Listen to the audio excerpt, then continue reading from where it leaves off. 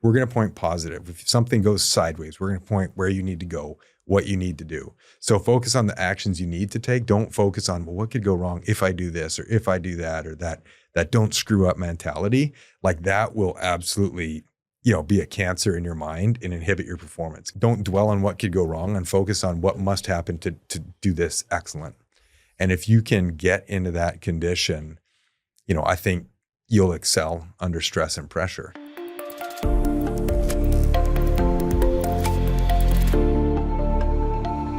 Okay, welcome back, or welcome to the Finding Mastery podcast. I'm your host, Dr. Michael Gervais, by trade and training a high-performance psychologist. And I am really excited to sit down with Phil Kornachuk for this week's conversation. Phil has forged an incredible path. He's a highly trained military expert with 22 years of service in the U.S. Army Special Ops Command, during which he served with the 2nd Battalion Rangers, the Green Berets, was deployed 12 times, and received a Silver Star. That's the 3rd highest award for valor in combat. We explore that incredible story throughout this conversation. Now, after retiring from the Army, he decided to dedicate his expertise to a new mission, helping people and businesses forge high-performance leadership skills. Indexing on self-mastery, mindset training, and discipline, Phil is following his passion for developing purpose-driven leaders and high-performing teams through his company, StoneWater Training. Phil and I share the belief that there are no shortcuts, and you'll hear all about how this high school dropout who grew up on a dairy farm in rural Ontario cultivated mental toughness, leadership acumen, and a life perspective that we can all benefit from. With that, let's get right into this week's conversation with Phil Kornachuk. Okay, Phil, you have had an incredible life. From high school dropout to Green Beret to owning your own company. Let's give a quick flyover of the let's call it the chapters of your life. For folks that, don't know your full history, where do we start? So I was born at a very young age in Eastern Canada.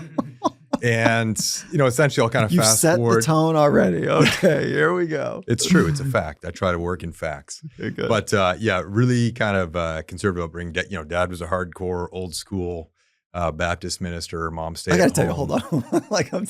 I think I'm going to find a way to use that at some point in my life. That's brilliant. I was born at a very young age. Okay. I was still stuck. You can own it. I stole it off someone else before really too. So it's all yours now. All right, cool.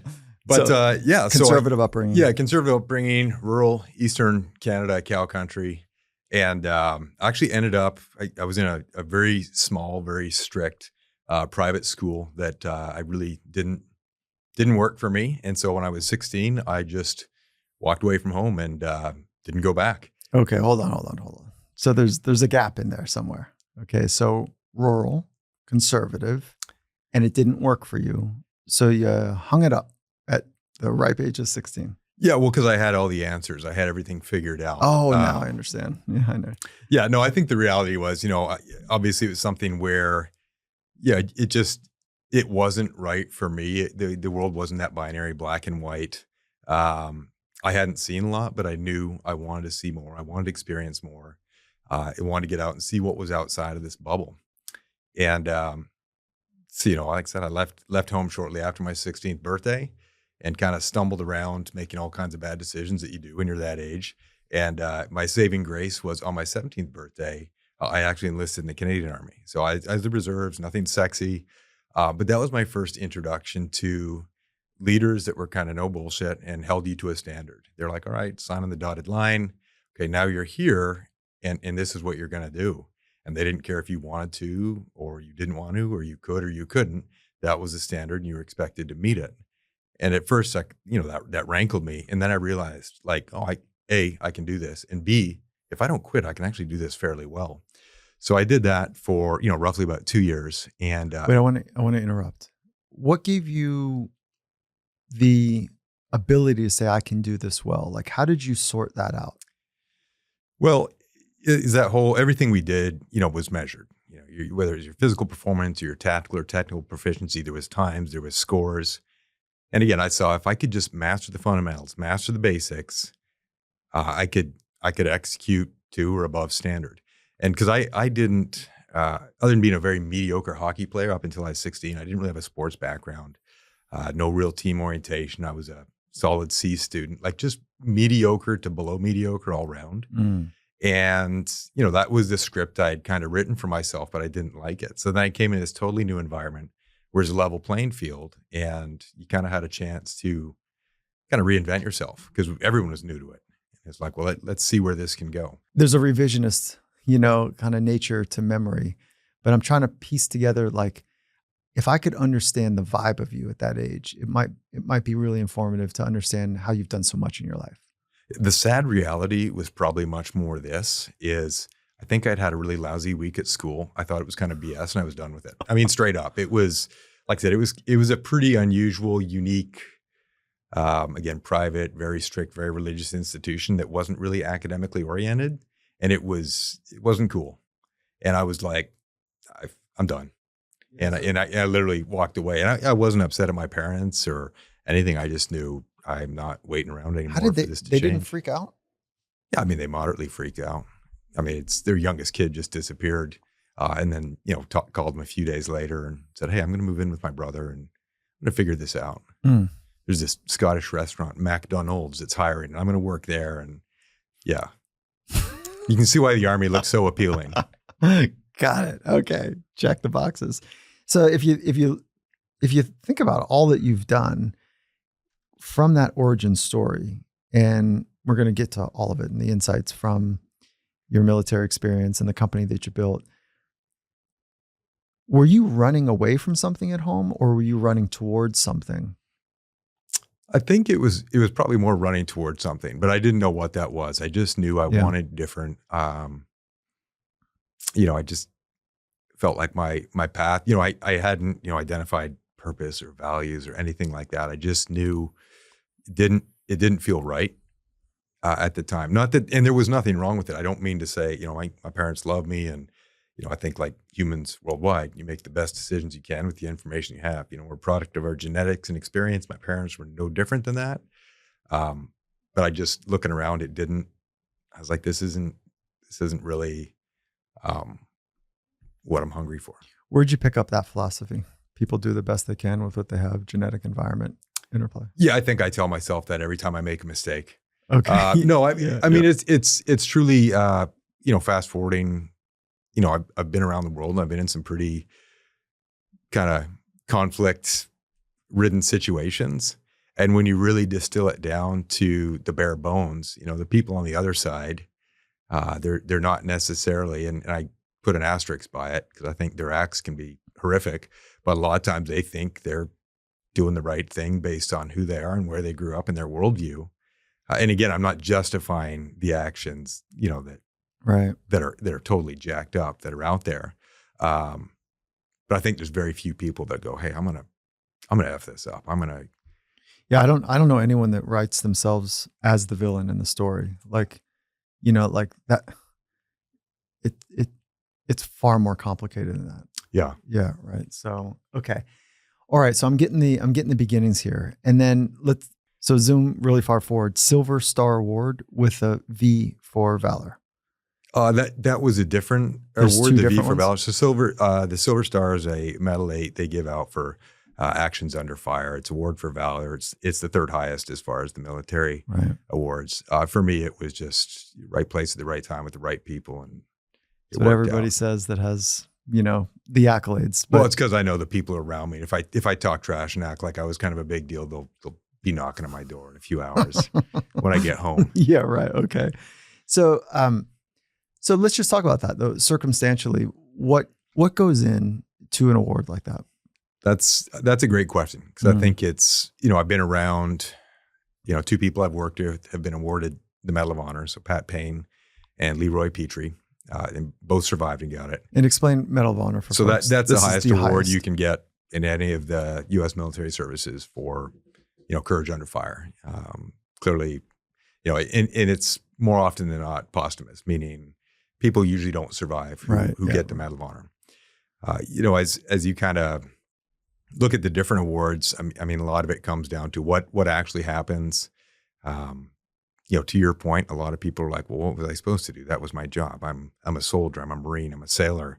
I'm I in did what I that was trained situation. for. I did what any of my teammates would have done. Exactly. Right. And so to me, I think there is a degree of right place, right time, a little bit of luck mixed in, and there is some, hey, step up and do something that's usually a little beyond your assigned position. It's ironic. I think back to, where I got awarded the Silver Star, and it was something where I look back and I'm like, well, what did you expect us to do? Like, just get overrun? Like, that seemed like a terrible option. So of course we fought our tail off and got out of there. Can you talk about some of the story surrounding it? Sure. That one I can experience? actually, talk about fairly openly. So I was a Special Forces team leader. We were in Northwest Afghanistan, and As a Green Beret. as a Green Beret, yeah. Mm-hmm. And so there had been a Marine Special Operations unit there at this very small outpost, kind of like, I think, the Alamo, who had they'd been fighting pretty hard for a while and taking casualties. And they actually lost their team sergeant, a guy named Rob Gilbert, was killed. And I was further south of them, a different part of the country, little more laid back area as far as combat zones go. So stuff was happening, but we weren't, it wasn't gunfights every day type thing. And I had 750 really well trained, really well motivated Afghan commandos who were like, hey, we're trained to go where there's problems. And I'm like, well, I know where there's a problem. And we also had an aviation battalion, meaning people who flew helicopters, who were flying up to the same place, getting shot up. So they had a vested interest in us going up there and helping, secure the area. So one thing led to another, worked with the Marine team up there, worked with the helicopter pilots, and managed to finagle getting about half my team and about 100 of these Afghan commandos up there to help the Marines out. They were doing an awesome job, but there was no respite for them. And, they had taken some casualties, and their Afghan counterparts weren't as highly selected and well-trained and well-equipped as the ones I had.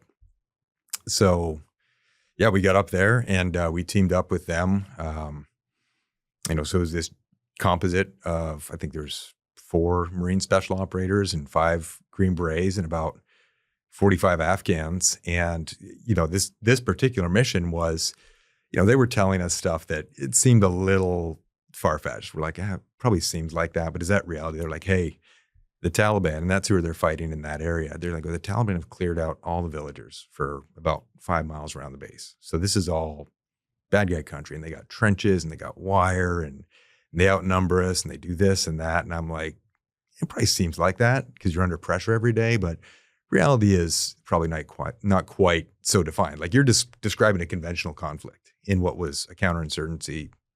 So they're giving you a narrative and you're inserting that it's clouded by the pressure that they're experiencing, not thinking that it's as dire or as heavy. Yeah, I mean, they just lost their second in command. Yeah. They've been under constant pressure. So how do you convey that back is that a private thought that you have? It was probably an assumption. At the time, it probably wasn't quite as strong. Like, part of me goes, like, this is a pretty unique situation if it's true.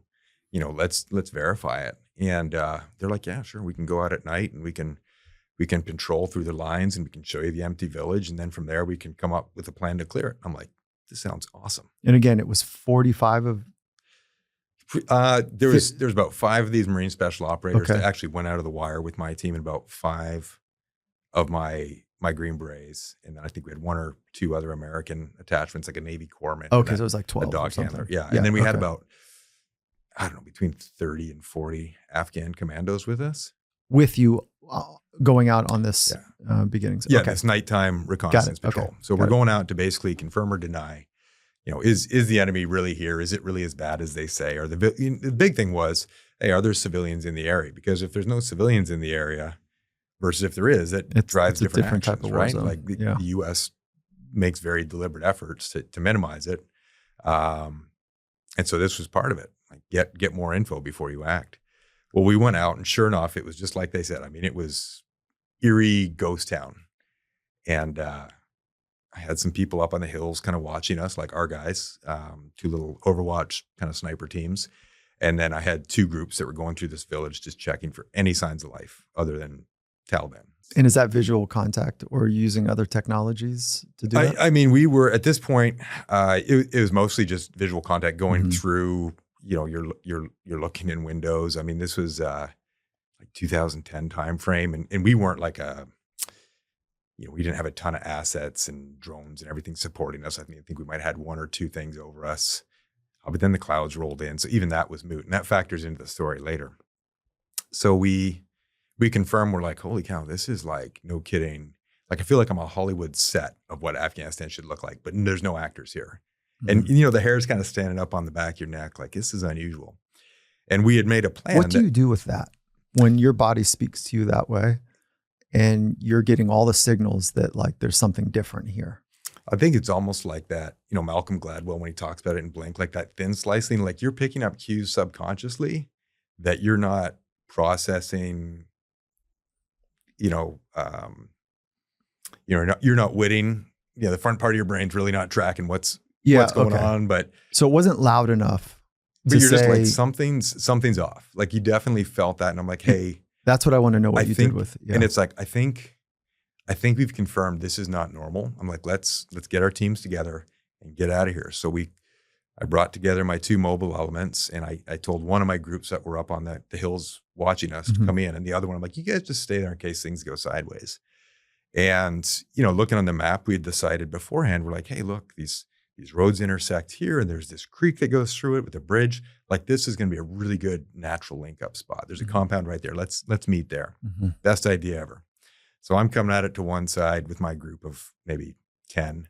And then from the other side. And are you leading? The Green Berets and the Marines. I'm the ground force commander. I'm the person on the ground with the radio sort of saying, all right, let's, I'm not the number one man. I'm not in the very front. I'm kind of in the mix with I'm basically stumbling around with night vision with both my hands on radios, like tripping over logs and stuff, but theoretically in charge. That was for your teammates. I understand what exactly. You just did. Yeah. Okay, good. All right. Yeah. Everyone heard that. So now they're like, okay, that's accurate. Yeah, that's accurate. Right.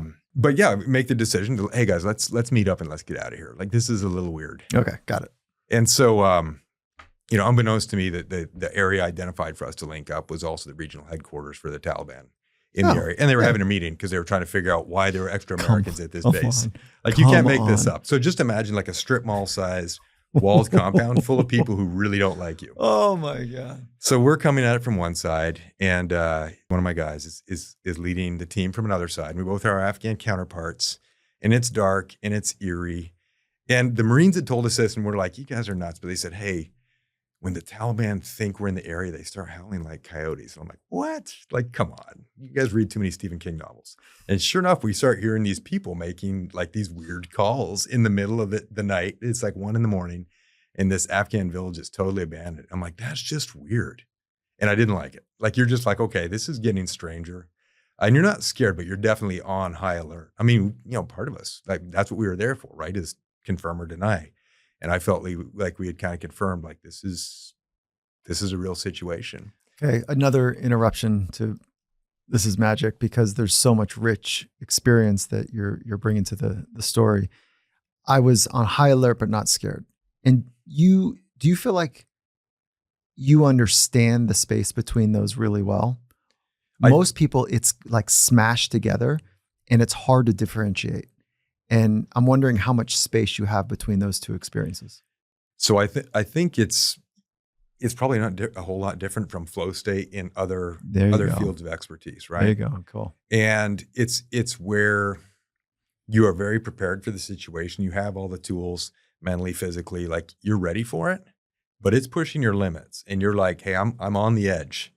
It's that fine line. I just did a talk on the fine line between hard and stupid. Like, I'm on the edge. I need to be on my A game. I've got this, but you got to be smart. So just, it's literally a flow state. And I've had it in a few other times in combat where it truly has felt like, man, you feel like time slows, and you just have a clarity and awareness that normally isn't there. The downside is that wasn't always automatically replicable. I got to a point where I thought that would just come. And then I realized you can be overconfident or underprepared and then go, I'm not in the flow state, I'm in a confused state. And that, those were other stories down the road. We don't have to get to those. I don't look as well in those. But for this one, so as we're coming together, I'm about 50 yards in the dark from this compound. And to me, it's just a mud wall. That's all I'm looking at as we're approaching. And then you just hear shots start rattling off, pop, pop, pop, pop, pop. And my guy comes across the radio and he goes, hey, troops in contact. And then it just escalates from there. Shots, explosions. And what had happened was this element were coming up to the compound. They saw 3 or 4 people with guns outside the compound. They thought it was our Afghan commandos. And so they're walking up. It's, it's night vision. And unlike Hollywood, you don't see that clearly if there's not a lot of ambient light. And it was cloudy and it was low lume. Doesn't have like a red dot on it or no. Joking, it's, child of the 80s. I grew up watching the Navy SEAL movie where the people glow in the dark and the, Charlie Sheen's talking, it's not at all like that. It's a blurry little man-shaped blob. And you're like, oh, is that, well, Phil said he'd be there. So that's probably his Afghan commandos. And his Afghans thought they're like, oh, great, there they are. So as they're approaching, the Taliban's thinking the same thing because they're holding a meeting. So all these people are coming in. So they start waving at the Green Berets and the Afghans. God. And the Afghan commandos are polite. They wave back. And then they're like, wait a second. Those guys don't have helmets. They have different guns. And then all hell breaks loose. Yeah. I'm on the other side of the wall hearing all this going, well, that wasn't part of the plan. And so we're like a bunch of grade school kids. We come up on the wall. The enemy doesn't know we're there. They all spill out in this courtyard and prepare to overrun this element led by Mike. And we're peeking over the wall, seeing this gathering of, 10, 15 enemy. And they don't know where we're at. So, of course, we do what we're supposed to do. We protect our mates on the other side. And we realize there's actually about 30 people inside this compound, and they're really upset that we disturbed their meeting. So that goes on for several hours. And I think within the first hour, we had 7 casualties on our side. One of the Afghans was killed. My medic got shot through the foot and was refusing to get off the battlefield. Our air support couldn't come in and support us because they couldn't see through the clouds. And our medevac helos did 2 runs trying to get our guys out. And then on the second one, they were like, we're low on fuel. Like we can't do any more runs. So now we were about 3 miles deep in enemy country, surrounded by mountains, fighting still to clear this compound. We didn't know if there was tunnels and bunkers underneath it. So it felt like a zombie apocalypse because you would have a threat, you would neutralize it. And then about a minute later, someone else would pop up in the same spot. We're like, good Lord, they're invincible. This is amazing. What kind of technology do they have? But we fight through, and as we're securing the compound, enemy from surrounding precincts, I don't know what you'd call it, districts, start pouring into the valley. So now we're fighting to secure this strip mall-sized compound with about an equal number of enemy, as we are, with no air support and no medevac. And now we start to have people coming outside the compound surrounding us. So taking your back. Yeah, exactly. And so now we're fighting inside and outside. And my people who had left on the high ground to cover for us start getting shot up, and they start taking casualties. We had one guy who he was in like he dug himself a little position, and he was pinned down, and he had a grenade launcher under his rifle, and that got shot off.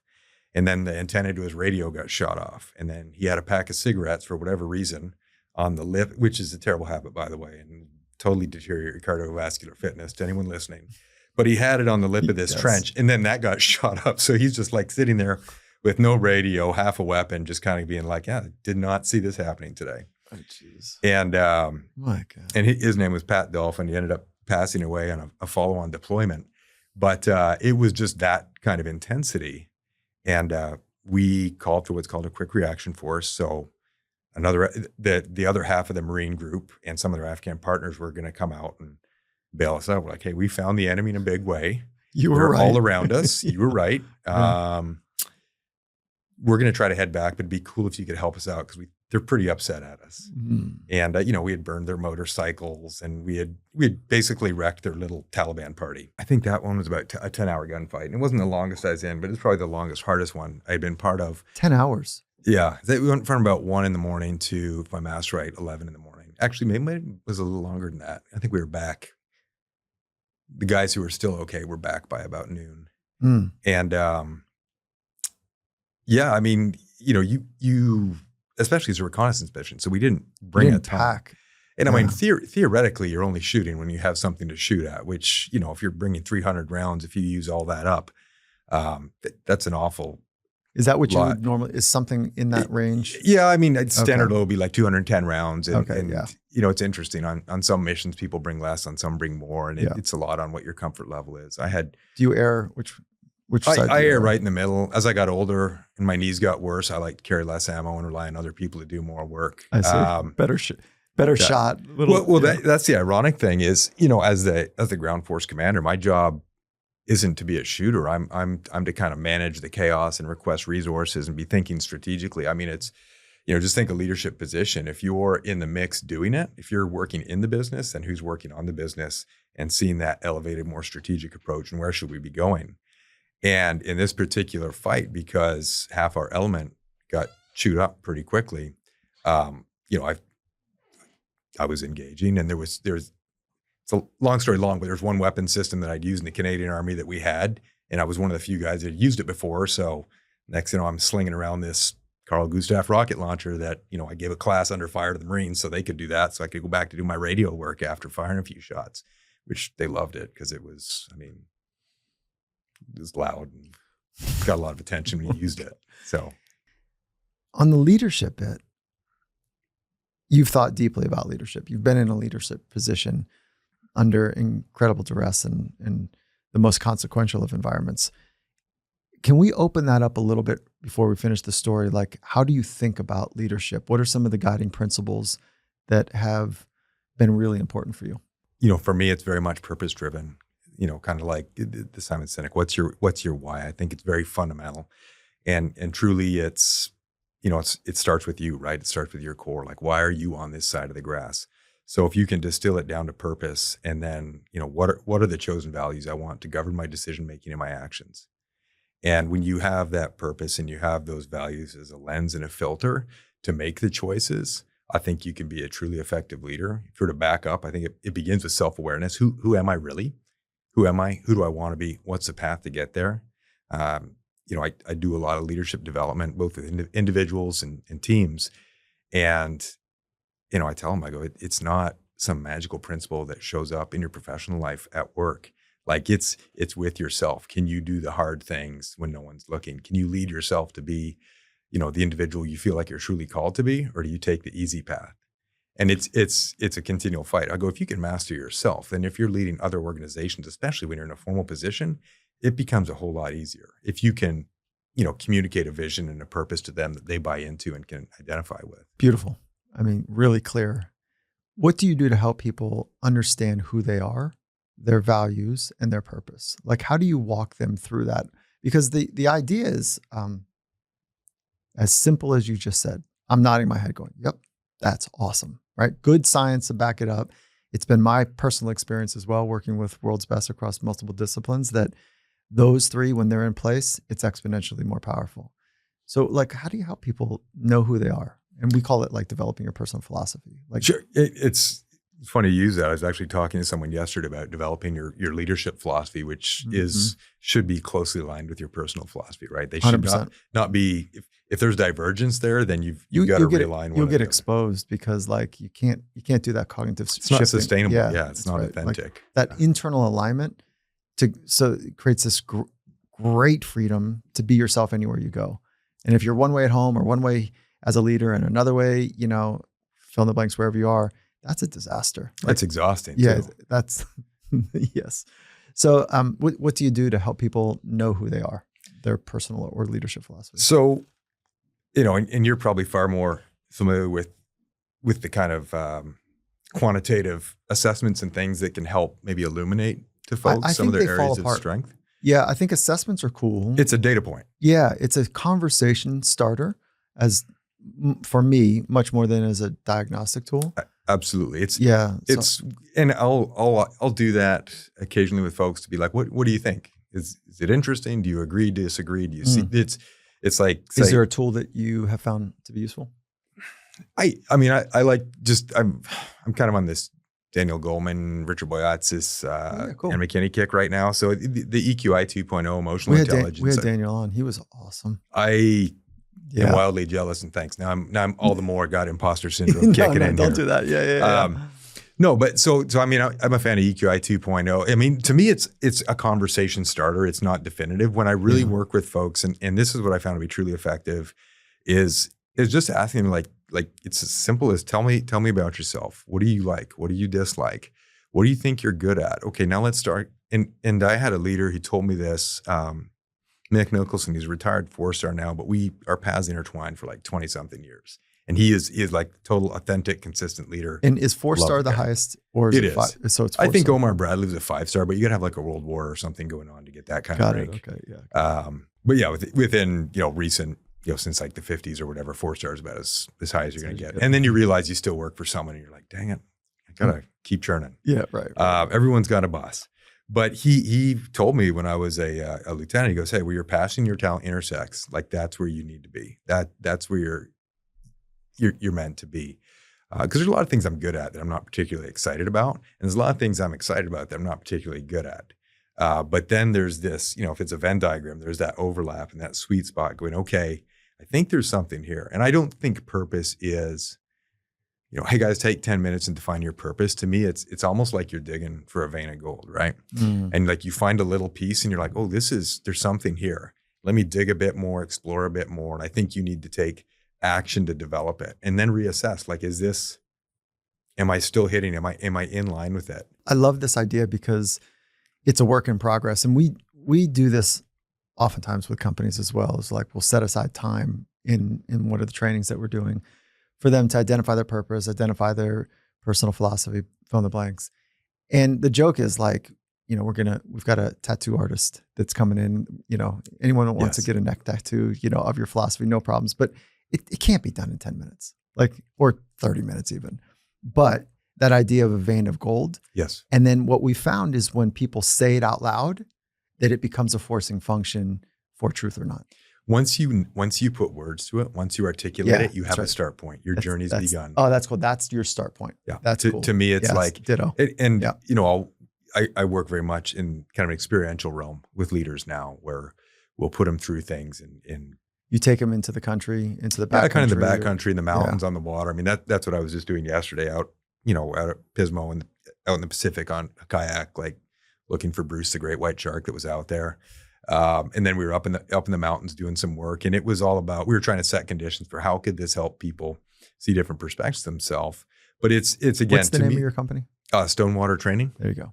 Cool. And it's like it's the same with values, right? Like, and I have, a different pattern for helping people identify those, but it's that concept of start with something and then start working and refining and reviewing.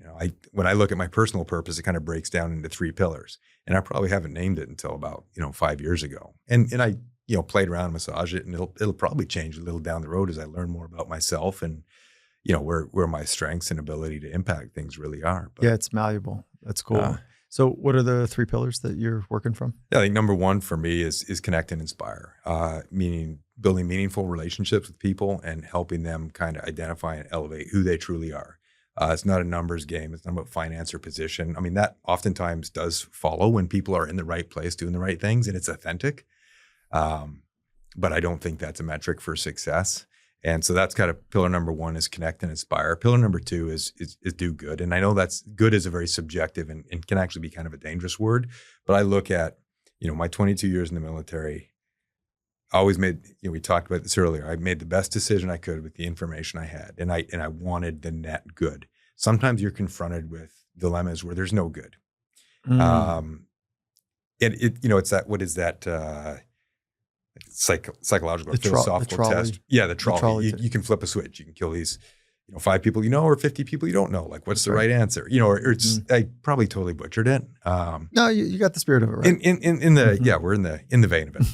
But the whole concept is sometimes there's just no good answer. And when I wrapped up my time and you back off and look at what you did strategically, you go, is the world net better or net worse for what I did? And I don't unequivocally always go, oh, it's definitely is better for what I did. I go tactically on the ground. I did the best I could with what I had. I don't know if it was always the best. Like you get older and you sort of look back and you just, what if? And that could be whatever job I had. So I told myself moving forward, I want to be in a realm where where I can make a positive, concrete difference with individuals, organizations, my family, myself, whatever it is, where there's just not a lot of gray area, and you're pushing and challenging people, but you're doing it to elevate them. Mm. And so I was like, if I can fall back on that as a touchstone, and that's what I'm pursuing, then I'm feeling pretty good. And my last is push my limits. I mean, it's, where's my boundary? Where's my edge physically, mentally, spiritually, emotionally? Let me get up to the edge, get comfortable on the edge, and then see if the edge moves a bit more and keep kind of nudging it. And it does. And it's so awesome. Like I love it. And I love sharing that with people. Yeah, I see you light up when you say it. It's the thing that drove me more than anything is that feeling of the unlock that only happens in that messy edge. Like even if it isn't actually dangerous, but it feels dangerous, that messy edge where you're not all buttoned up and it's by definition, competencies are being challenged, like really challenged. The unlocks that happen there are, so rich. Oh yeah. Between comfortable and impossible. Like I love that sweet spot. Between comfortable and impossible. Yeah. Okay. So let's do the emotional bit for just a moment. Your emotional edges. How do you work in those? Like, what are some of the triggers that get you into that emotional uncomfortable zone that we're talking about? And then how do you work when you're in that state? Yeah. So for me, it's interesting, especially if you look at, my professional past, in the military, but, I don't enjoy interpersonal conflict. I don't like arguing. I don't like calling people on the spot. I don't like being direct. Consequently, I know this about myself. So I look for opportunities in a constructive, professional, connect and inspire type way to address things that should be addressed. And some of the examples are absolutely ridiculous, but I do it purely because it's uncomfortable, but not impossible. So for example, my son and I, Montana's kind of home for me. We live in Oregon now, but my wife's in med school. That's a whole different story. That's just what 43-year-old mothers of 8 do, who already have an amazing professional career. 43-year-old mother going to med school of 8 children. Yeah. And she does Ironmans and marathons. It's just a ridiculous. She's probably not human. Yeah. So we need to have her on. You would be, it like, should blow your mind. How does she do that? I think she has some supplements that aren't legal that I don't know about, but the whole thing is big. Your life is big. You've done amazing things and you support people in amazing ways, and you're supporting your wife and 8 kids. And like, it's a big life with your military experiences, which we're going to come right back to the story in a minute. But where is, if your wife was here, what's her name? Tana. Tana. If she was here, what would she say your blind spot is? Like, what's the thing that, like, brevity? Really? She would, she'd probably say brevity and perspective. And we're all creatures of perspective in the here and now and what we see, right? We're coconut with a few holes drilled in it, trying to interpret all the signs around us. And so, I'm like everyone. She'd probably be like, well, that you're too brief. No. She'd say brevity is like, I have no brevity. Like what does that mean? I don't know. As demonstrated by this conversation, we've gone on 37 different tangents in about 11 minutes. Oh, I see. She would say, I actually like it. So what are some of your other blind spots? Because I'm seeing you as one of the best in the world at what you've done. And man, I like you. You like that, don't you? Yeah. Tell me again. Let's dig into that.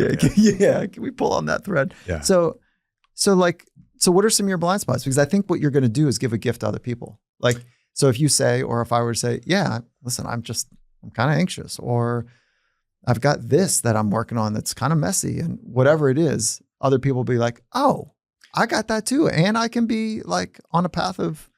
So I think it's interesting, and you'll probably appreciate that, but I think strengths and weaknesses are really two sides of the same coin. 100%. So I think the blind spots and areas that I'm challenged with also have served me really well in other environments.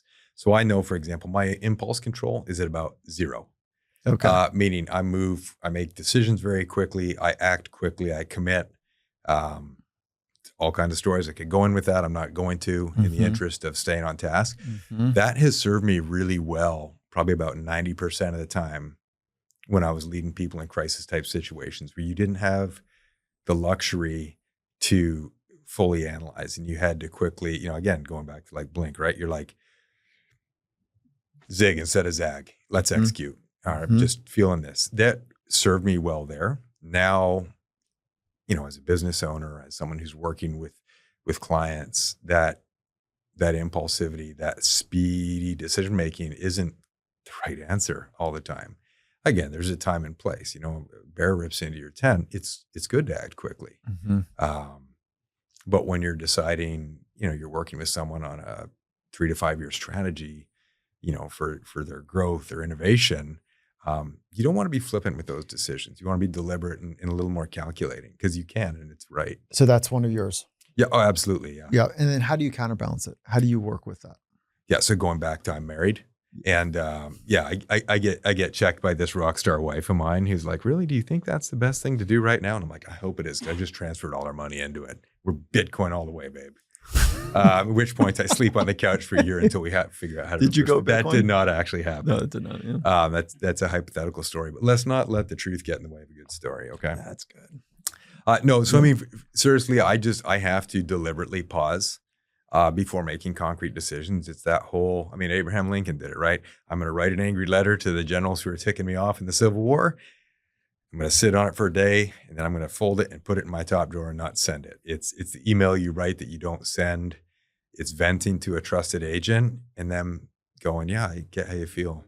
That should probably stop here. So, it's the compensatory mechanisms for me a lot of times is, hey, who's that deliberate, analytical person in my corner that, I can share with. And I was fortunate. I was in some organizations where I was able to totally stack my team. And so I knew my personality profile. I had good visibility on blind spots. I could plug in other senior leaders. Like, you're going to check me on this. You're going to check me on that. I'm going to actually nudge you a bit and push you a bit, but together we're deadly. Okay. Okay, cool. All right, cool. That's awesome. Let's go back to your story. Like we got to the place where you're 10 hours or 11 hours, whatever it might be, into the firefight. And now what's happening? So we're in a bad situation. We had no air support, no medevac. We're still taking casualties.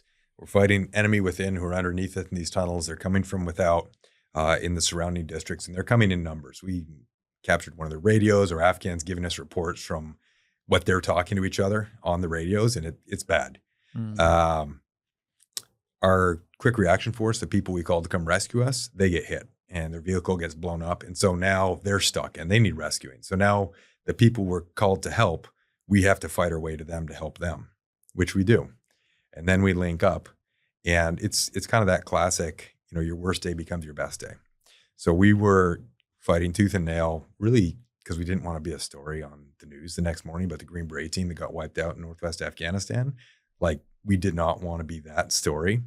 We link up with the guys who had, and the gals who had come to kind of pull us out of this mess. And they were down to like one vehicle. They were surrounded. They're getting low on ammo. And I remember we're absolutely on three sides just taking fire. And the enemy's getting bolder and bolder. And they're closing in on us. And I'm like, this is awesome. I go, they're so hard to find all the time. And now they're everywhere. So then working with You didn't really have that thought. I really did. You did. Yeah. You had that. This is great. That's probably a little too flippant because I just sent a bunch of my guys in a big mass away that were hurt pretty bad. And like I said, we lost. So I wasn't flippant about it, but I was like, now it's time. Now we're going to play our game.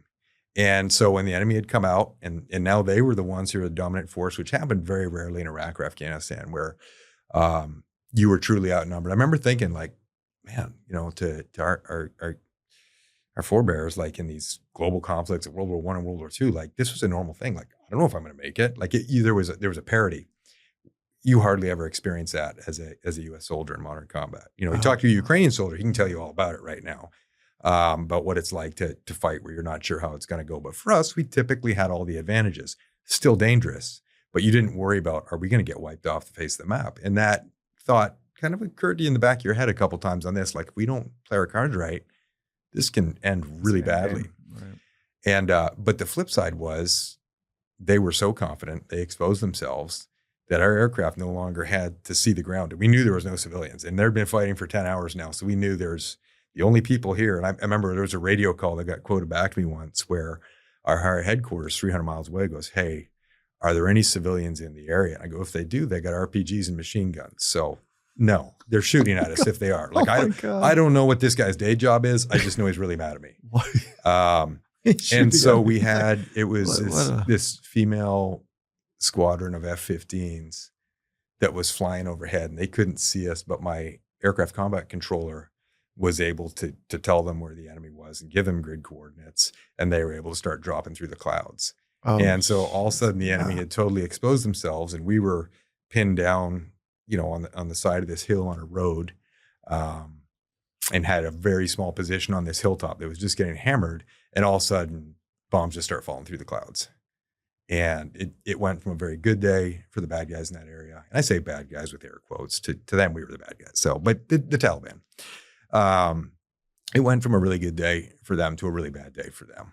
And, under that cover and pressure, we drag ourselves back to the forward operating base, which there was some Italian soldiers there. There was, a few other Americans and a few other Afghans. We crawl in and I check on my wounded guys, and we're licking our wounds. Like, our Afghans at one point, the Taliban's basically calling out to them saying, "Hey, you guys are Afghans like us. Like, just turn your guns on the Americans, and, we'll let you guys go. We just want the Americans." And our Afghans were like, "No, we're not doing that." But their commanders like, "Phil, like, this is bad. Like, these guys are starting to make decisions about their own life, and I can't speak for everyone, but here's what's going on." So, but let's just use this as a moment for you to share your insights about teammates and teaming. Like, how do you think about a great teammate? Yeah, I think you're aligned on purpose, elevated levels of trust, and it's built through shared experience. Meaning, we had already been through a lot of hard stuff with those Afghans, and they saw us every day. We ate with them, we trained with them. They were our true teammates, peers, and relationships. So that was rock solid. We had gone out of our way for that, and we had a number of experiences less intense leading up to this. How do you build trust? Is it earned? Is it given? How do you think about developing trust with other people? So I think there's a couple answers to that question, honestly. And it's kind of like, to your point, there's multiple paths to the top, right? So I think trust is, I like to give people trust out the gate. You start at an automatic 100, and it's kind of now based on your actions that might nudge down a bit, or it might stay where it's at. But I'm gonna choose to trust you out the gate, which I think is important as a leader. It's it's the old Russian saying of trust but verify. I mean, I'm not going to blindly trust, but I'm going to give you the benefit of the doubt out the gate if we're together, especially in a high performing selective organization. Like, you wouldn't be here if you weren't showing up with some drive and some credibility, because it's hard to be here. People don't end up playing for the Patriots if they're not to a degree trustworthy on the gridiron, right? Mm-hmm. And I need to be careful with sports analogies, because again, I don't come with a sports background, so I'll just put my football bat over there and we'll move forward. But to me, trust is you have shared values. Number one, shared values. There's alignment on purpose, not always the same, but it's supporting in parallel. So you got the purpose and values are in the ballpark. Okay. There is a degree of competence, meaning you can do your part on the team, or you have the capability to learn it, and you have the drive and the humility to learn it. And then I think there's obviously integrity, which you could say that's nested under values. But to me, integrity is there congruence between your deed and word? Like, do I know if you say it, you're going to do it, or make your damn best to do it? And I think over time, when that's, and then is that tested? Are those three things tested in challenging situations? Because everyone's awesome when things are good. That's why I think, I can read a leadership book and I can, John Maxwell, man, I got this nailed. But it's not till you're really challenged in a tough situation that you're like, do I apply it, or do I fold it up and, act from a self-centered spot? But when I see someone in a challenging situation, I mentioned, General Mick Nicholson, I've seen him under extreme duress before, and his values are tried and true. And his purpose was ironclad under situations where it's like, if he continues to act and be this way, it's going to ding him personally. And he's just like, this is what I believe, and this is who we are. And ironically, the paradox is when people can, over time, I think when folks stick to that, those defining purposes and those values, and they're authentic and they're real, over time it plays out. Yeah, I love that you're saying that you start with assuming best intent, because the groups you're working with already have demonstrated a deep set of competencies and commitment to be at the level that you're talking about. Yeah, the skills Okay. and the foundations there. That's cool. Now it's who are you? Now it's, But I'm going to assume till I know that there's you're enough here there for my reasons. You're not here for your own glory. but I'm going to watch. Yeah. Right. And then will you confront? Will you have a conversation if it seems like something's sideways, or do you just kind of file it away? It depends. I'd say more often than not now I'll address it. Yeah. Especially if it's my organization. Now, if I'm being brought on board to support and kind of consult or coach another organization, they're like, hey, what do we do about Mike? These values aren't congruent with us. How do we address it? I might work with them rather than me go up. It's not my place. When it's my team, my family, I'll address it. And, without going too much down the road, because I think, these are real people with real lives. But I had, someone who literally had saved my life on that same deployment make some really bad decisions ethically that I then had to flip and discipline him. And when you settle for a low standard, that becomes a new standard. When anytime you walk by something, you're establishing a new one. And people who've worked with me know I'm not the pace setting driver leaders, like, in your face and micromanaging. But I think there are certain non-negotiables. And once you sacrifice those, like kiss your culture goodbye. And when your culture goes goodbye, or your desired culture, over time, everything else is going to crumble. And there's no shortage of examples, both individually or collectively, where you can see that. God, that's gold. So when you think about the mindset required to be one's very best, and when you think about, we can go back into this radical story that you're walking us through. What is the mindset to do well under pressure and under duress? And then is it separate or different from the mindset to become your very best? So start wherever you want. Yeah, that's a tricky question. I feel like I have a weasel wrestling in peanut butter in my head right now. I'm going to try to unpack what you just said right there. Wait. A weasel wrestling in peanut butter in my head. I stole that from someone, but I really like it because I can see the analogy. So you're saying the mindset to be your best under pressure, is that different? How's that compared to the mindset? Well, I want to go into like a high pressured moment Sure. and talk about mindset. And then I also want to think about like the general mindset to become your very best. No, I think there's absolute alignment. I'm a big believer, principles are universal. Like, I working in the leadership front, when someone comes up with something new, I go, it might be new to you, but it's probably been around at least for about 2,300 years since we've been writing this stuff. I don't know, weasel wrestling with peanut butter. Yeah, that's fairly new. That came out in 2017. But, okay, so I'm late to the game. Yeah, it's all good. We won't judge. If that goes viral, though, I want some credit, okay? But it's just an image now. I can't get it out of my head. I'm not going to be able to focus. Oh my God. But I think some of the principles for peak performance are, number one is, again, and I sound like a broken record, but it's what's the purpose? Is it higher than you? Is it more than you? If your purpose is for your self-aggrandizement, your position, your comfort, your security, you can't excel past that because you have to assume risk. So to be at your peak, to be at your 100%, which, I can go down a whole different road that I think, because we're human, we probably never quite reach that, but we always strive for it. I would argue you have to be doing it for something bigger than you. And because doing it for you will only get you so far. Secondly, I think you need to be focused. You need to focus on the fundamentals. It's not about the sexy new thing. And I love this because I worked for an organization that I used to support in different capacities. And it seemed like this organization did stuff like, it was like magic. We didn't know, how do they do that so good? And then I later became part of it. This was after being a Green Beret and a Ranger. And then when I was part of it, I realized we're doing the same fundamentals I learned 20 years ago as a private in the 82nd Airborne. We're just doing it with extreme precision, extreme speed, and under any condition, we can execute it. I go, but it's this, if I distill it down, there's nothing new under the sun.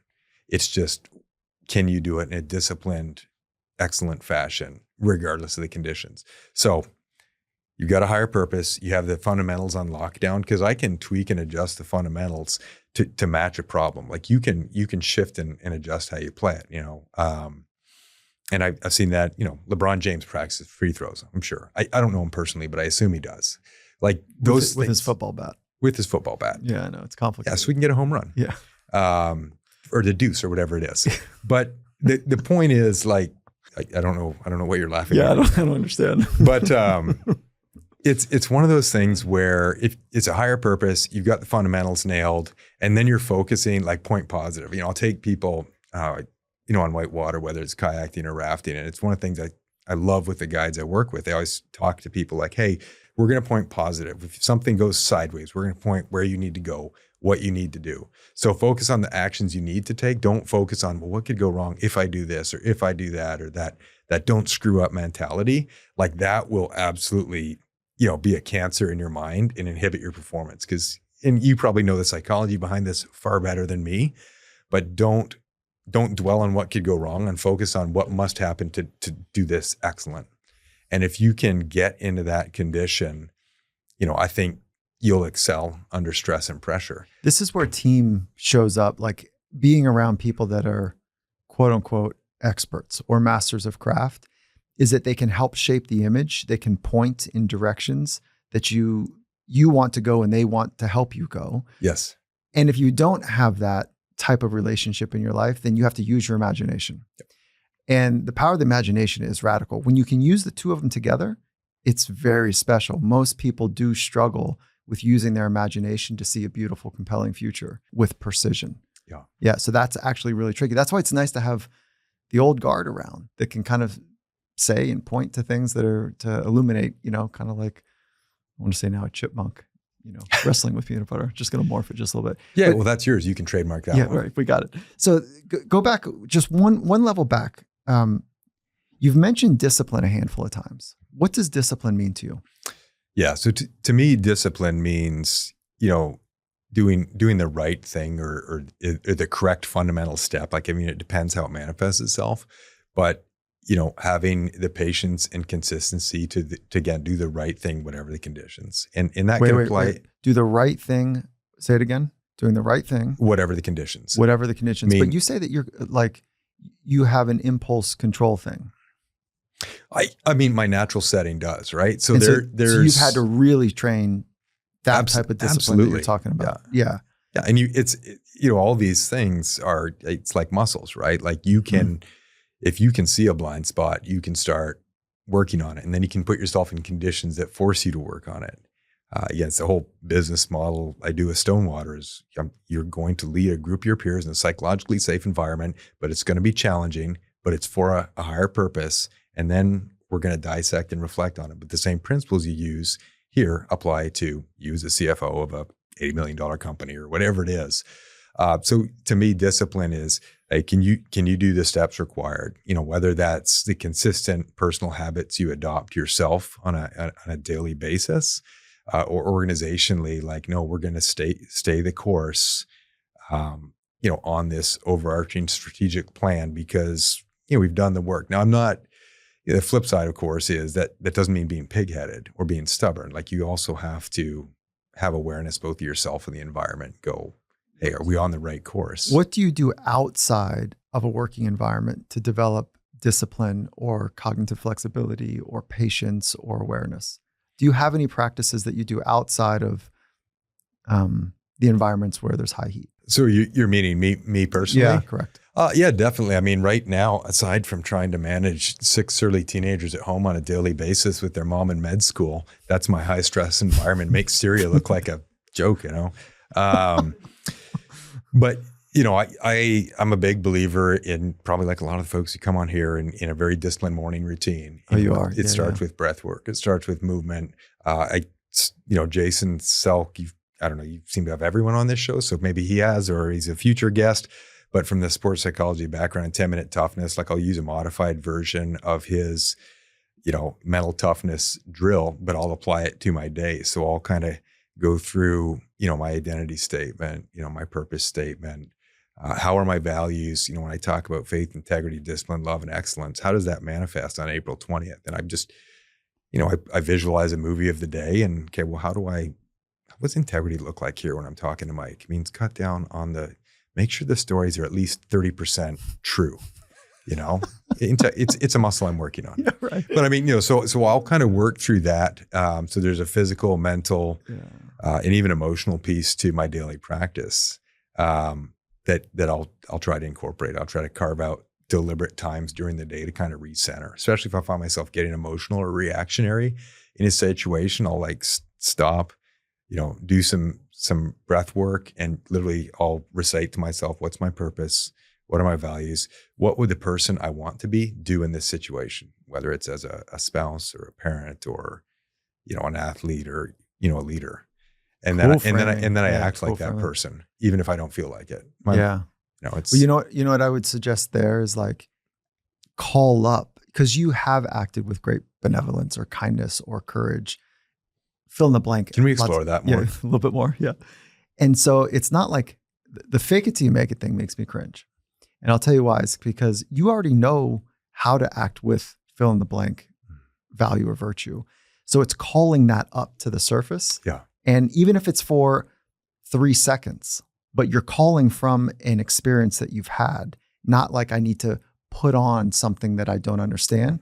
So it's like dipping in, and even if it's only for 3 to 6 seconds, and then you maybe have to recalibrate to bring it up for another 3 to 6 seconds. But it's that instead of like, I got to fake confidence or fake something, it's like come from a place that's true and authentic. Yeah. And it's linked to purpose, right? And values, like the core, like It's so much easier this. when those are in place. Those big rocks are in place. Yeah. And you're like, no, this is Yep. who I want to be. I've done it before. Let me bring that best part of Phil forward and let them take place. Yeah. And what gets in the way of the best part of Phil coming forward? I think the natural reactionary emotions, and again, being passionate, being able to act with force in the past had a time and place. Oh, that's a cool statement. being- So you're not acting with that type of force. Yeah, But but that's not, and even I would argue, even in the high stress situations, emotion was present, but it very rarely was helpful. Anger, fear, anxiety, frustration, like it's, Would you go numb, or would you work with speed with the emotion? it's depend on the situation. I'd love to say no, I just totally could shelve it. And Yeah, right. ironically, for me personally, in combat, emotion really wasn't a huge factor. Every now and again, there would be kind of like a pressure to perform, like, oh, I need to lead better. I need to, I need to do, like, I would feel like I sucked. So there'd be a little bit of that emotion of like, I don't know if insecurity is the right word to say, but almost like an imposter syndrome, especially when I worked with some pretty high end organizations. But fear, anger, those things typically wasn't present in combat because it was so demanding. Like you had to be on your A+ game. And as a leader, if I was doing the right thing, my emotion, my thoughts, my feelings, they had to go on the shelf because I was focused on the 700 folks I'm working with, or, what, like you've got to be, you're not looking in, you're looking out. So it really wasn't a huge part. And again, you can call up some other people and they might throw the BS flag, be like, oh my God, no, I saw him crying once. It's like, yeah, because I ran out of Snickers bars and I was really hungry. That's totally different. Okay. But how do you recover from those hard conversations or those hard experiences that are, taxing? What is your recovery process? In the sense of like where I, felt like an imposter syndrome type thing, or like what? When you have spent a lot, your resources, you've had to dump a lot of resources to be able to do this hard thing, whatever the hard thing is, whether it's, deep force from your previous work or line of work, or it's a really hard conversation that's emotionally charged. I'd say that's probably a weakness of mine, is how to rest and recharge and recover and refit. I tend to very quickly shift my sights on the next. So what is high ground for you? Like what do you do for high ground? We all need high ground. Like kind of how do I disconnect and like recenter? Yeah, it's for me it's definitely nature. There's a reason I do what I do. Yeah, so outside in my best environment takes care of you in that way. Yeah, I think there's something so powerful about even last night I was in the mountains just looking at the night sky, and it's both I had this sense of I am so insignificant in nothing and I'm everything at the same time. Like the perspective and the reality of what's going on in here in the greater scheme is such a small part. It's my entire world, but it's less than a speck of dust when seen in everything else. And I think that perspective is really peaceful to me and really kind of gives you this sense of like, it's okay. It's going to be okay. We're a flash in the pan. We're a blink of light. It's our blink of light. So make the most of it. but it's, the things that, it's kind of like that 10-year rule. In 10 years, will this truly matter? Yeah. And there are some things that do. I mean, it's, again, my last line of business, sometimes you're talking to someone's spouse and tell them like your other person isn't coming home. That's going to matter in 10, 20, 70 years. But so much of what we deal with, especially those kind of impulsive emotional reactions, it's not. So yeah, my high ground is the ocean, the mountains. Yeah. So that's what fuels you. Okay. Or provides respite, embedded in even something that's challenging to do, kayaking or whatever you're doing, mountaineering. Before we dive back into Afghanistan, you've spent a lot of time on talent selection. What are you looking for people? And I want to give you a jumping off point, is that I spent a long time, more than a decade, helping NFL teams understand selection as well, both on both sides, from the player side and then for 9 seasons with the Seattle Seahawks. And it's a full team that does it. Yeah, it's a full team that does it. It's not there's not one person. The team is rad. The scouts up there are incredible. I want to ask you a bunch of questions now about Pete Carroll and the Seahawks, because that's a cultural phenomenon. I dig what little I've learned about it. I'm like, this would be cool. We probably don't have time for that. It was special. We can go for sure, but it was special. One of the things that was like a no-go for me was low trust. So if the person had low trust, they're really hard to fold into a system. They're really hard to be part of something. They're very difficult to coach. So the challenge was extremely high talent, low trust. Yeah. Right. So they're big earners, if you will. Yep. And they have demonstrated or explicitly said, I'm not going to trust people. Individual performers, cancer to a team, right? Yeah. So so I want to know big swath, like, what do you look for in talent selection, and then specifically drill into that one? So I look for attributes versus skills, meaning if you have the right person, the right mindset, I can trust you, you're adaptable, you're committed, and you have a baseline of competency, or if you've demonstrated the ability to learn, I can bolt any skill on you. I have seen flute players become elite special operators in the space of about 2 years. That's like a real example. I won't go any further into it, but like, it's the right person. They were committed. Our process was able to identify that. I won't go deep into the weeds, but it's the whole, if you look into, special operations around the world, the ones that are kind of the standard bearers, the majority of them, and the ones that are sustainable and good over time, select on attribute versus skill. Now, it's nice if they have the skill too, but the danger is you get the person who's a 10 on skill and about a 3 on values, and that will destroy your organization. You just described with the high performer and the low trust. That's right. Like, this person's amazing. You see their combine score, like, that's right. But then you bring them out there, and it's like, yeah, he individually does well, but the trust's not there. The team can't perform. I'd take a team of 7s and 8s. And like the team I'm sharing the story with you in Afghanistan, we were not the top tier in special operations. We were good, but we had very deep trust for a number of reasons. And that paid off in spades, not just on that deployment, that mission, but on countless others. And I mean, we're still in touch now, 16 years later, whatever it is. Math in public, always dangerous. It's interesting. I worked with Montana State's football team and basketball team a bit, and really cool dynamic. They let me work with them on culture and leadership.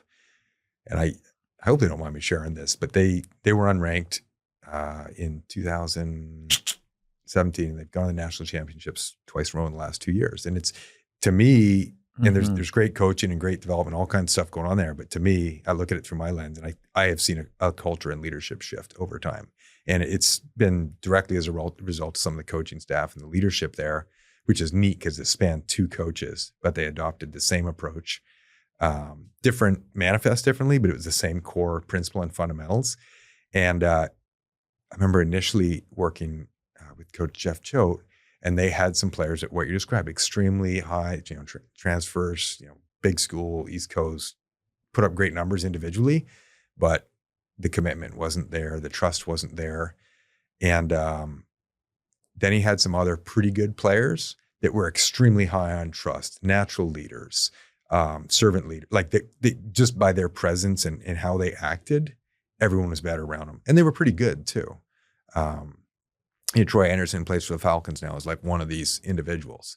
And there's ways to assess it and find that. And it was really cool because when he kind of swallowed it, it was like, hey, we're going to let some of these high performers just kind of go their way. We're going to let some of the 10s go because it actually brings the team down to 4. And we're going to just pour into the 6 to the 8s, if my number analogy makes any sense. And then the whole team started rising up. And it went nuclear. And there was all kinds of fun ways to do that. We had one of the most special talents in the world on our team. And he hurt us 6 days a week. And then on the 7th day, he would hurt the competition. And so he was that special, but he was hurting us 6 days a week. Yeah. So it's like the math that doesn't make sense. That's a great way to put it. Yeah. And it's interesting because it's so, on the surface, it's easy to fall in love with skill and performance on game day. But it's everything, it's the rest of the iceberg under the water. Yeah. Who are you as a person? What kind of liabilities do you bring to the table? Do you elevate other team members? Like I love, the book Captain Class. They talk about the glue guys, right? That they're all heart. And that's right. It's all about the team, and it's bigger than them, and they do insane things. So what are the attributes that you listed? A few of them, but what are the core attributes that you're attending to? I think it depends on, the organization and the mission, but key things I think you hit on trust. That's huge. Adaptability is really good. Again, depending on the field, there's some stuff where I'd say precision is key, but if you're trying to build a high performing team that is going to tackle situations in an ambiguous, unpredictable environment, which I would argue the world is, #COVID, like weird stuff happens that we have no say in. So, hey, can you trust them? Are they adaptable? And are they committed, all in for the purpose? I'm all about it. And those are 3 heavy ones. I think discipline is a great one, as far as, someone who's disciplined will learn the process. You can give them the playbook, they'll memorize it, they'll execute it, they'll progressively get better. And that's, he might not show up at a 10, he might show up at a 6, but you'll get him to that 9 or 10. He's committed. He's got the discipline. He's adaptable. He can read himself, adjust the environment, and he's trustworthy. So he elevates those around him. That's what's up. So back in Afghanistan, you are you just had great air support. Now you're in a position. You're like, finally, okay, now we got him right where we want him, type of idea. But you're outgunned at this point. Oh yeah, heavily. And we're, by this point, we really are getting low on ammo. So I've been talking earlier about how, as the ground force commander, my job's not to be pulling a trigger, because then I'm just one person doing work. My job is to synchronize and coordinate the other 60 Marines, Green Berets, and Afghan commandos who are with me, plus the air support, plus the medevac, plus the reinforcements. So like with my radios, I go from one person to, a team of thousands, right? Spread out all over, even beyond the country. But because of the nature of that engagement, I'm right there throwing grenades and fighting alongside, these other folks. Garrett actually wrote a book. A small part of it is in it, this engagement. It's called Dagger 2-2. He was one of the Marine special operators who came out on the force to rescue us, that then they got hit. But I'm getting low on ammo now. Like I'm the last guy who should be shooting this organization. I'm like, I'm out of grenades. I'm down to about, a magazine and a half left. Like we need to limp back. And we have people who are injured that we're trying to bring with us. And so we ended up going, it was probably about, 3 to 5 kilometers. It seemed like it was about an ultra marathon, but it wasn't that far if I look at it on the map, that we had to move ourselves to get to this little Alamo fort and kind of lick our wounds. It's pretty funny because they had one armored vehicle had made it out from the fort to halfway to our position. We were able to get to it. The one that was still working, one was blown up and one was still working. And when this thing would move, it was getting shot from all sides. You would see like about 30 people moving in its shadow, just like, oh, please, And so it's just kind of one of those memories I have. And there's some pretty crazy video out there. I can even share with you that kind of show a bit of this down the road. But we get back and we thought it was an epic defeat. We thought, oh my God, we went out there and we just got our ass handed to us. And the Afghans were like, this was no good.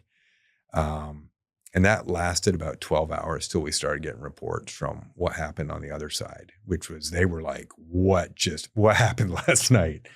Like they go, something just flipped, the whole power dynamic in this, Balmagab district just flips. And, where we, so it's one of those things where in the moment you're like, I'm getting crushed as a leader. Like I was expecting to get fired when I came back. I remember at one point, this general was on the radio, like, yeah, you guys just need to hold your ground. You made progress out there. Like, just hold what you got. And I'm like, yeah, no, man, I'm down to my last battery for a radio and I've got like 20 rounds and I'm the ground force commander. Like, yeah, we can have the rest of this conversation once I get my force back behind the wire, but not today, boss. And we went back and yeah, there was a pretty direct conversation. I was expecting to get fired and he was kind of more just, because he wasn't there and didn't see it and didn't like, this was not a normal situation. He's like, why are you guys like, you're putting the boots to him, like stay out there. And I'm like, yeah, the boots are going both ways, boss, just so you know. But we realized within about 12 hours that we had actually achieved on a tactical level, a pretty significant blow to the enemy that we were then able to capitalize on about 2 days later, when we really went out for good and shifted for good, again, in air quotes, something that lasted several years, and we shifted the dynamic heavily to follow up on it. So, and even our Afghans, about 12 hours later, you would have thought they had like saved the world. They're like, oh, that was pretty great. I'm like, weren't you talking to Taliban about shooting me in the back like not 13 hours ago? And now you're telling me like, what a badass. Come on, guys. Oh, yeah. So when you got recognized for that, like it was a surprise? Or at some point you knew that, okay, that something happened and this is a pretty cool experience? I knew it was a pretty special experience, Okay. but Yeah. it was one of those where everyone on that element had done some pretty incredible things. I know unequivocally there's people who did a whole lot more than I personally did out there that I think should have been recognized a lot more than they were. Everyone was recognized in some capacity. A lot of it comes down to perception, and they're like, well, you were going above and beyond, and yeah, and that's their words, not mine. I would argue, no, I was actually just wanted to make it back in time for lunch. I mean, I was getting hangry. So. Okay. So on that note, when you're talking about your teammates and, your partners in the experience, like you've memorialized them with a tattoo on your arm. Can you just kind of walk me through the choices that you made and what it is? Yeah, absolutely. So these are all people that I served with in some capacity. And I'd say to a degree, all of them were friends at some point. And I'd say each of them left a little piece for me to carry forward. I see it as, part of why I do what I do is, in the whole do good thing is I want to be the spouse, the parent, the citizen, the friend, the person of faith that they can't be anymore.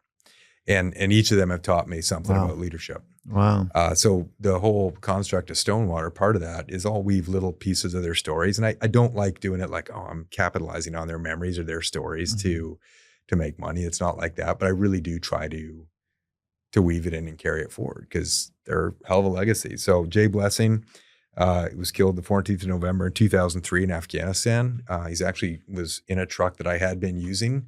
But then I was walking up a valley and he was driving up it, and he had an IED, an improvised explosive device, and was killed. And Jay was just that quiet, hardworking Ranger.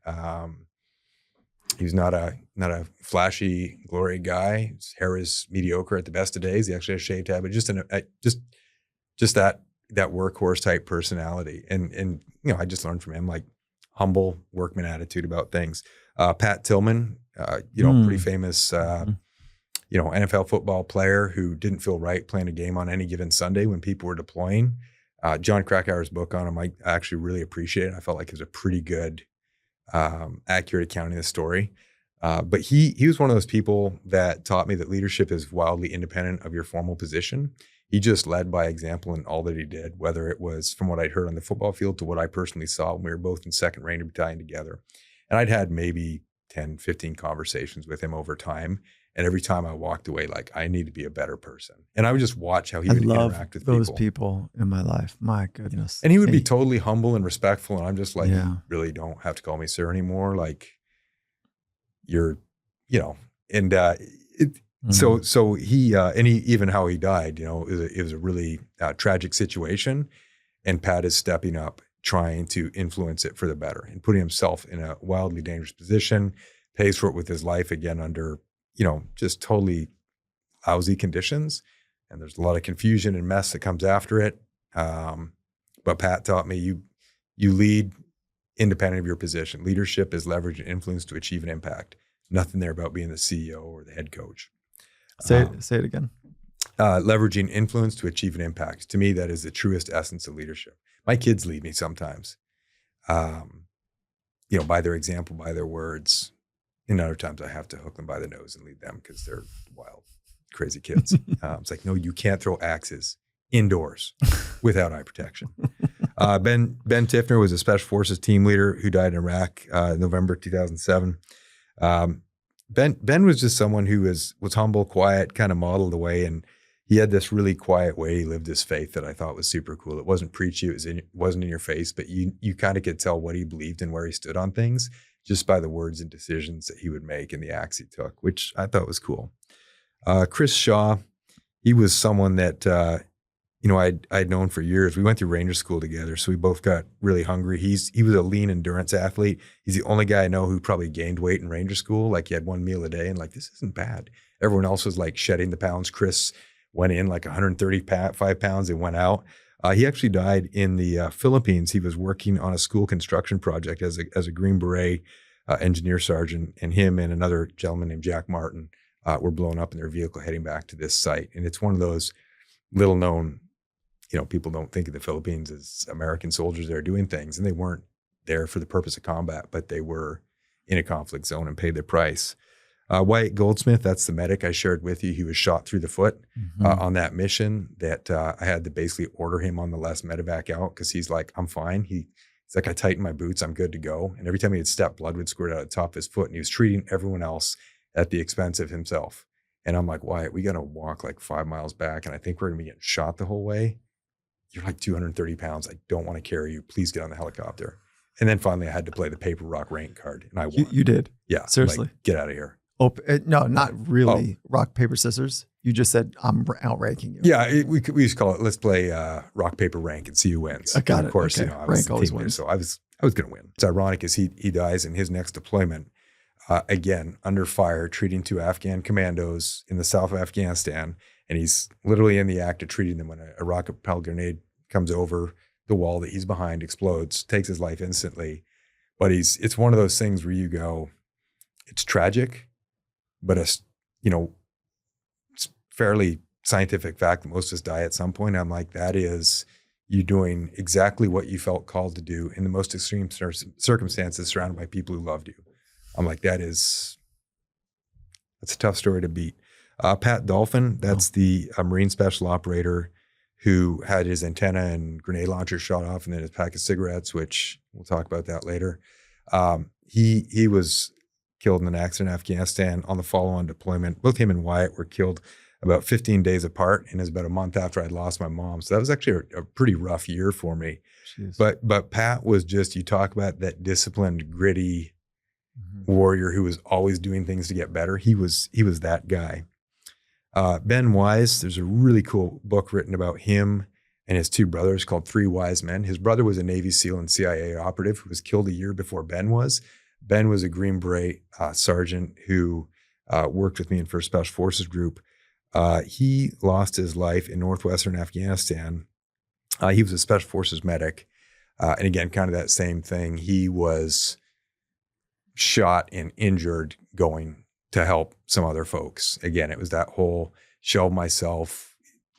This is a higher cause than me. I will expose myself to try to help others. He ended up paying for it with his life, but just this legacy of humble servitude and leadership in the most gritty, real way possible. Josh Wheeler was in the U.S. Army Special Operations Command. He was the first American service member killed fighting ISIS. He was on a prison rescue raid. Their partner force was getting pinned down in northwestern, I think it's or northern Iraq. I'll just leave it at that. And he basically, with his other American, his element, said, on me. Like, he just saw the situation, needed something to change it. And so he led his way right into the kind of in the mouth of the lion, for lack of a better word, or into that, into that building. He paid for it with his life. The other person who went in with him was able to neutralize the threat. They ended up rescuing 70 prisoners who were slated for execution the next day on that mission. It's the same mission where Pat Payne earned the Medal of Honor, which that story is available open source and well worth reading. Pat's another good friend of mine and just amazing person. And then the last is John Dunbar, who was, again, just kind of that humble servant leader, absolute workhorse. He died in Syria, the 30th of March, 2018. And he was just, again, I could identify with him because he didn't come from like ultra high speed roots. He wasn't an NFL player or a college athlete. He was just a humble, hardworking soldier who joined young and just ground his way through it and ended up at the highest level in the special operations community. And his core attributes did not change a lick. He was just humble, disciplined, could push through intolerable amounts of pain, and could be relied on, that trust element to do the right thing, whatever it was. So yeah, I know I probably went long there talking about a tattoo. Beautiful. Yeah. Thank you Yeah. for sharing. I haven't lost that many friends. So how do you deal with the grief? And I'll be totally candid. It's one of those hard things because there's a lot of other stories and people that probably have their place, but I run out of skin because I have tattoos for all my kids and there's like 37 of those. So, it's a finite amount. So it's them and, probably multiply that, I'd say about by 2 or 3 for some other folks. But these were ones that I probably worked most close with or had the greatest impact on me personally. As far as processing the grief, I think a lot of it is really work for me personally. I accept the fact that we all have a finite amount of time on this planet. No one's guaranteed tomorrow. It's what do you do with today? Find something worth dying for and pour your life into it. And I believe these people did. So I have that as kind of a bit of a consolation. So I don't, I mean, part of my heart feels empty thinking of what they would have done if their story continued. And there's an element of survivor's guilt that comes with it too. Like, hey, how come I got lucky? I mean, I had plenty of close calls and got banged up here and there, but I get to go home to my kids tonight and, get in bed with my wife. Why them, not me type thing. And there's several of them I'm like, yeah, you're quantitatively a better human being than me.